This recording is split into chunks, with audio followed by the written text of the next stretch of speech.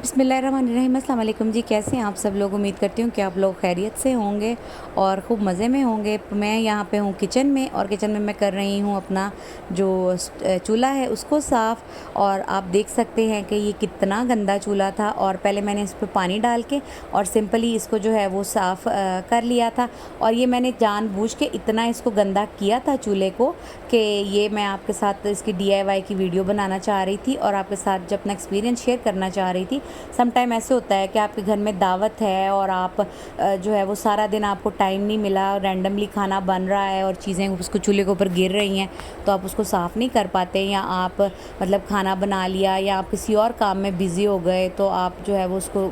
उस तरह से साफ़ नहीं कर पाए, और फिर कोई चीज़ चाय गिर गई या जल गई या कोई चीज़ एमरजेंसी में इस तरह से हो जाता है, तो हर वक्त नहीं साफ़ हो सकता। मैं समझ सकती हूँ इस बात को, क्योंकि घरों में अक्सर ऐसा होता है कि आपने एक काम किया और आप दूसरे काम के लिए चले गए। जैसे अब चाय आप बना रहे हैं, चाय बॉयल होकर उस पर गिर गई, अब आपके गेस्ट आए हैं, आप फ़ौरन से उसको तो साफ़ नहीं कर सकते। डेफ़िनेटली पहले आप गेस्ट को चाय सर्व करेंगे और फिर ही आप इस चीज़ को करेंगे, और उतनी देर में जो है वो आपके किसी और खाने का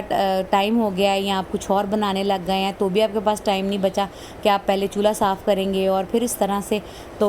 वो जल के चाय जो है वो और चूल्हा ज़्यादा गंदा कर देती है। और मेरे किचन में तो ये है कि मेरे किचन में मेरा बेटा जो है वो भी चाय वगैरह बनाता है, तो उसका ये हिसाब होता है कि उसने कोई ना कोई चीज़ जला के जो है ना वो चूल्हे पे गिरानी होती है, तो इस तरह से वो कर देता है। हर चीज़ मेरे से भी गिर जाती है, मेरे से दूध भी बॉयल होकर चूल्हे पे गिर जाता है, चाय भी गिर जाती है, क्योंकि सम टाइम ऐसे होता है कि आपके चूल्हे की जो है वो इसके नोज़ल फंस जाती है, या इस तरह से आपका ध्यान, आप कप उठाने लगे हैं या इस तरह से कोई चीज़ होती है तो वो गिर जाती है। तो कोई ऐसी बड़ी बात नहीं है, लेकिन चूल्हा आपका गंदा हो जाता है। तो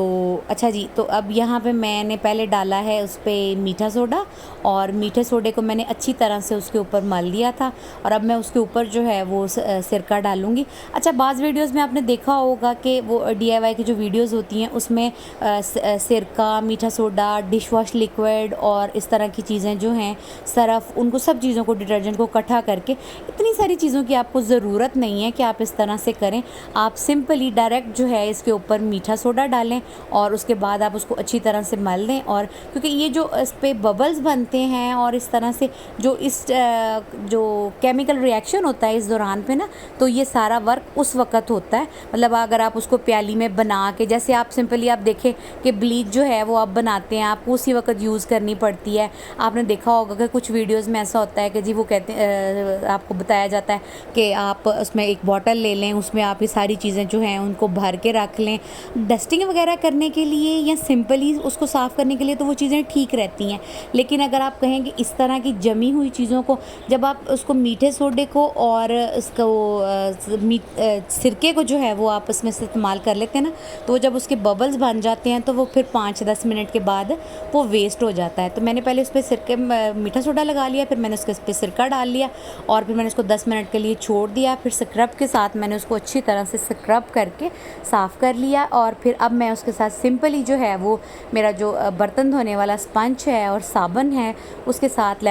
उसके साथ मैं उसको साफ़ कर रही हूँ। और आप देखिएगा सिर्फ इन 2 चीज़ों के इस्तेमाल से, और इसमें ऐसा कुछ नहीं है कि आप अलहदा से कुछ ऐसा कर रहे हैं, आप रूटीन में अपना चूल्हा इसके साथ साफ़ करें तो आपका चूल्हा जो है वो बिल्कुल साफ़ हो जाएगा। कोई आपको नहीं होगा कि आप घंटा घंटा रगड़ रहे हैं, छुरी के साथ उतार रहे हैं, और उसको आप देख रहे हैं कि जी ना आपके पास महंगा लिक्विड होगा, ना आप इतनी सारी चीज़ें लाएंगे, और ना आपका चूल्हा उस तरह से चमकेगा। तो अगर आप इस तरह से सिंपली जो है वो सिर्फ मीठा सोडा और सिरका जो है आपने उसको डायरेक्ट उस चीज़ पे डालना है, और इसका कोई साइड इफ़ेक्ट नहीं है, ये आपके हाथों को भी ख़राब नहीं करता है। और इस तरह से मैंने तो इसी तरह से, आप देखिए मैं ग्लव्स के बगैर काम करती हूँ, तो मैं तो बिल्कुल भी इस चीज़ को वो नहीं करती कि मैं अब ग्लव्स पहनूँ, मैं महंगे लिक्विड्स लेके आऊँ, क्योंकि हर चीज़ तो इतनी महंगी हो गई है। अब हर चीज़ के लिए आप बाज़ार ही जाएँ, हर चीज़ बाहर से ही ख़रीदेंगे तो मुश्किल हो जाता है। तो फॉइल पेपर भी लगाना मुश्किल है कि हम रोज़ इतना महंगा फॉइल पेपर लगा लें, और फॉइल पेपर भी एक टाइम के बाद जो है वो मैसी लगता है,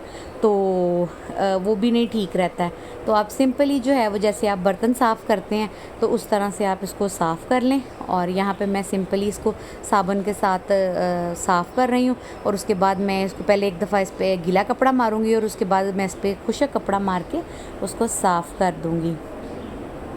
तो ये देखें जी, ये मेरा चूल्हा जो है वो बिल्कुल हो गया है नए जैसा और चमक गया है। और आई होप आपको जो है वो वीडियो पसंद आई होगी। आप इस चीज़ को जो है वो अपने चूल्हे पे इस्तेमाल कीजिएगा। जितना भी मैला चूल्हा होगा आप उसको जो है वो टाइम ज़्यादा दीजिएगा, ज़्यादा मीठा सोडा लगा के, ज़्यादा सिरका लगा के उसको थोड़ा स्क्रब कीजिएगा। इंशाल्लाह आपका चूल्हा भी नए जैसा हो जाएगा। तो दुआओं में याद रखिएगा और नेक्स्ट वीडियो तक के लिए दीजिए इजाज़त। अल्लाह हाफ़िज़।